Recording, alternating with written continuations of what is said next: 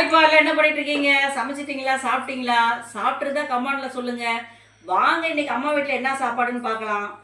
பாருங்க, சூடா ஆவி பறக்க சாப்பாடு தயாரா இருக்கிறது. பாருங்க, தட்டில் போட்டு காமிக்கிறேன். நம்ம உறவுகள் வந்து நீங்கள் ஏன் அப்படியே காமிக்கிறீங்க, தட்டில் போட்டு காமிங்கன்னு சொன்னாங்க. அதனால் தட்டில் போட்டு காமிக்கிறேன். இன்னைக்கு சூப்பராக சுவையான மணத்தக்காளி கீரை, மணத்தக்காளி காய், கத்திரிக்காய், சின்ன வெங்காயம், பூண்டெல்லாம் உரிச்சு போட்டு அருமையாக குழம்பு வச்சுருக்கேன் பாருங்கள். அப்படியே தளத்தளன்னு சூப்பராக இருக்குது பாருங்கள். அடுத்தது கூட்டு, இது புடலங்காயும் சிறுபருப்பும் போட்டு கூட்டு வச்சுருக்கேன். எப்பயும் போல் அம்மா வீட்டில் கீரை என்னைக்கு டெய்லி நீங்கள் கூட ஒவ்வொரு கட்டு கீரை வாங்கி பொரியல் பண்ணி சாப்பிடுங்கப்பா. கண்ணு வெளிச்சத்துக்கு அவ்வளோ நல்லது.